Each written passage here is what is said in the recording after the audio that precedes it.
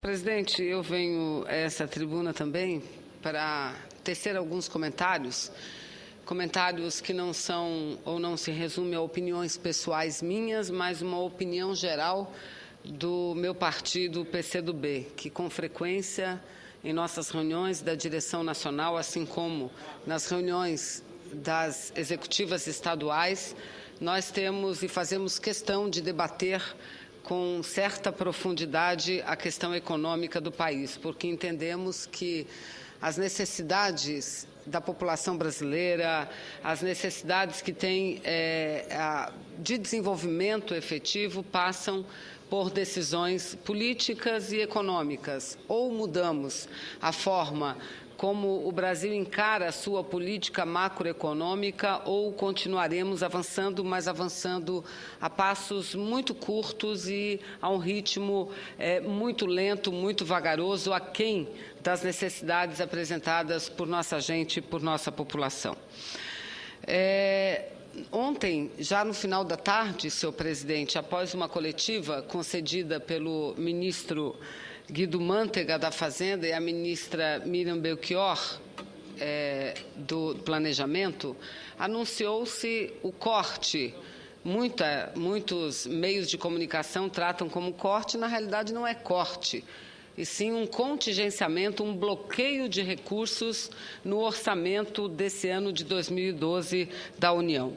E esse corte vem ocorrendo sistematicamente já há alguns anos, primeiro por exigência do próprio Fundo Monetário Internacional, e se mantém até hoje. E esse contingenciamento, ele objetiva economizar recursos públicos para fazer frente aos serviços da dívida brasileira, senhor presidente. É exatamente sobre esse ciclo que nós consideramos vicioso, que eu vou me referir nesse momento. Então, como disse, no dia de ontem, foi anunciado pelo governo federal um corte de 55 bilhões nas despesas previstas no orçamento da União para este ano de 2012. Orçamento esse que foi aprovado pelo Congresso Nacional no final do ano passado. O valor contingenciado deverá ser destinado ao pagamento de juros da dívida pública, e o valor, como disse também, foi divulgado no dia de ontem pelos ministra do Planejamento e ministro da Fazenda. Do total de 55 bilhões, o contingenciamento de despesas discricionárias ficou em 35 bilhões, ou seja, 63,65%. O restante, aproximadamente 20 bilhões, que é o restante do corte, foi feito sobre dotações para despesas obrigatórias, como aposentadorias, despesas da Previdência Social. E isso foi possível porque o governo refez os seus cálculos e concluiu que poderá economizar cerca de 20 milhões com esse tipo de gasto orçamentário. Nas despesas discricionárias, os ministérios da Saúde e da Educação também foram afetados com um contingenciamento respectivo de 5,47 bilhões e 1,93 bilhão de reais, ou seja, o Ministério da Saúde teve bloqueado, contingenciado quase que 5 bilhões e meio de reais, enquanto que o Ministério da Educação quase 2 bilhões de reais. Pelas contas da Fazenda e do Planejamento, o valor de 55 bilhões é o contingenciamento necessário para viabilizar a meta cheia de resultado primário do setor público, conceito que exclui os gastos com os juros da dívida pública. A meta exige que o setor público não financeiro faça superávit primário de 139,8 bilhões de reais, ou seja, quase 140 bilhões de reais. Essa é a meta que está estabelecida de superávit primário para esse ano, estabelecida e aprovada no orçamento ano passado, o orçamento que vigora esse ano de 2012, sendo que 97 bilhões no âmbito do governo central, Banco Central, Previdência Social e Tesouro Nacional.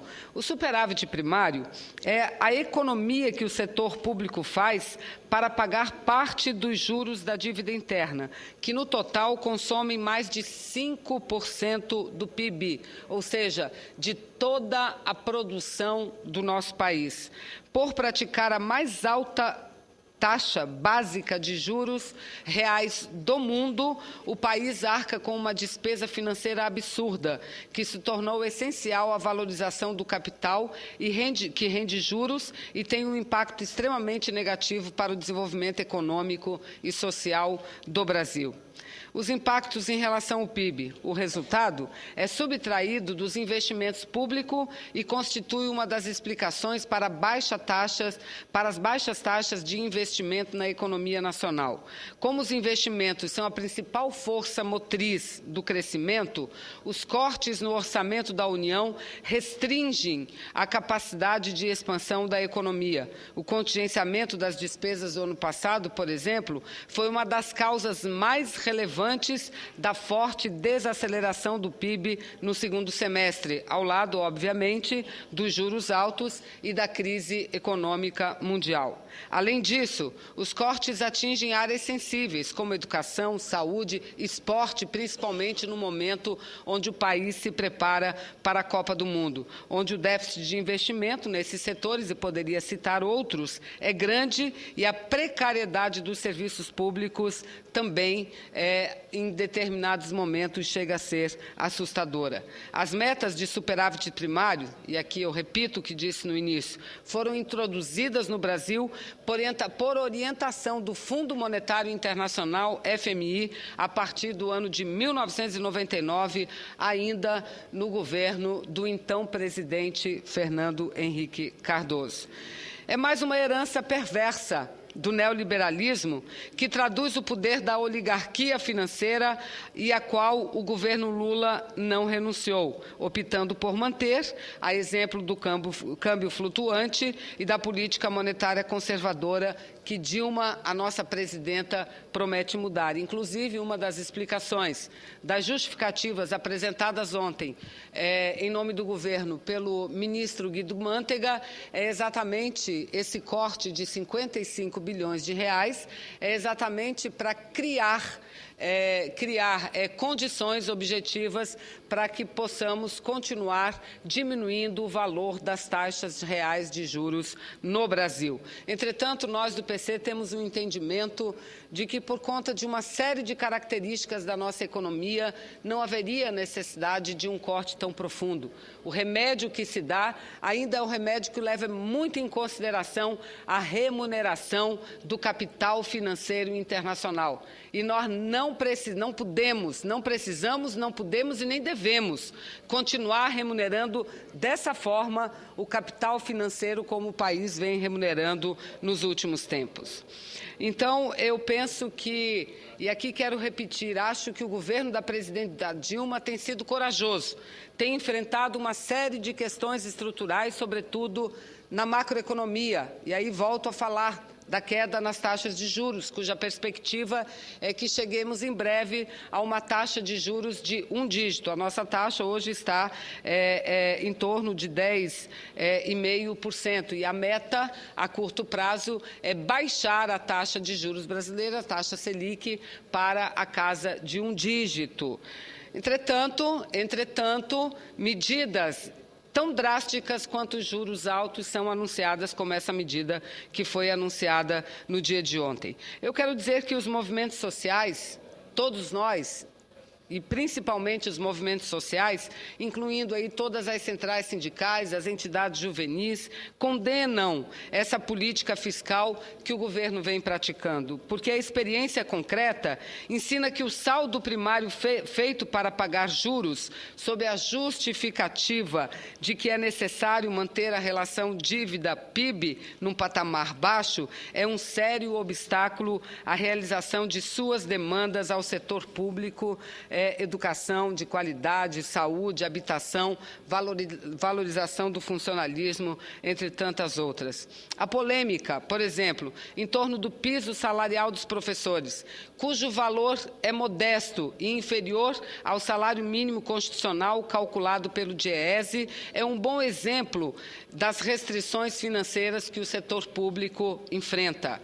Há um coro reacionário de governadores pela redução do valor do piso, mas não se tem notícia de nenhum deles propondo a redução do superávit primário para formar um fundo com o objetivo de viabilizar a aplicação da lei. Enquanto isso, o estado da educação pública no país não é dos melhores e é notório que a elevação de sua qualidade depende da valorização do trabalho realizado pelos educadores. E aqui, senhor presidente, eu faço questão de reafirmar novamente essa política foi herdada e nós consideramos essa herança uma das heranças malditas do governo anterior, essa política econômica, que, por conta de uma série de fatores políticos vividos pelo ex-presidente Lula, ela se manteve e que agora a presidenta Dilma está iniciando a sua mudança. E repito mais uma vez, a mudança, a coragem da presidenta de diminuir gradativamente o valor das taxas de juros é muito importante. Entretanto, nós estamos aqui a dizer, eu estou aqui a dizer, essa é uma medida importante, mas seria importante também que o corte no orçamento, que vai atingir exatamente os recursos para investimentos em infraestrutura, nas áreas sociais, de saúde e educação, não se fizesse, porque efetivamente não há, no nosso entendimento, necessidade de que isso continue sendo feito.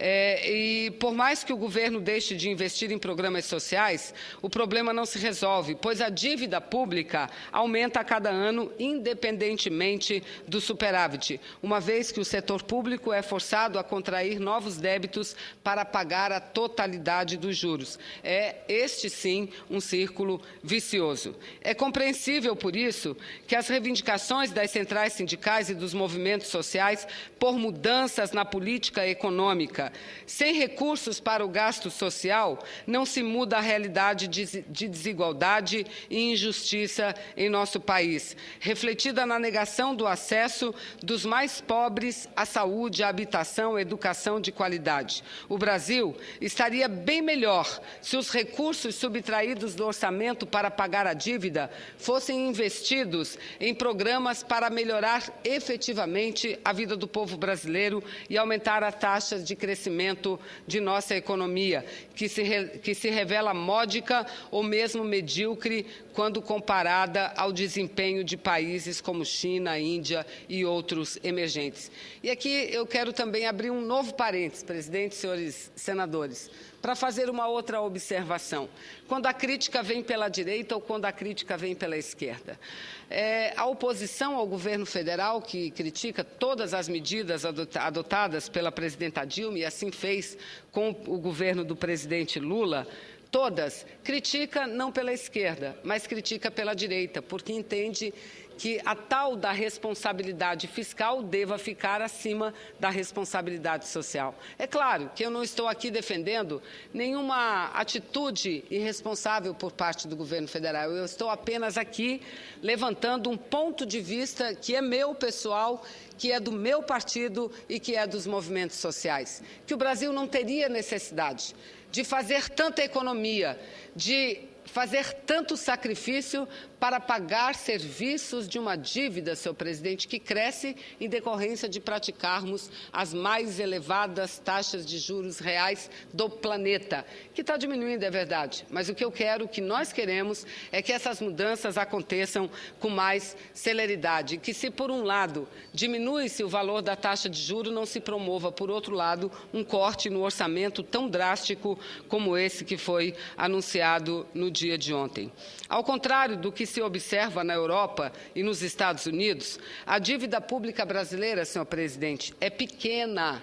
Eu repito, ao contrário da realidade da maioria dos países do mundo, a dívida pública brasileira é pequena e tem um perfil considerado bom pela maioria dos economistas.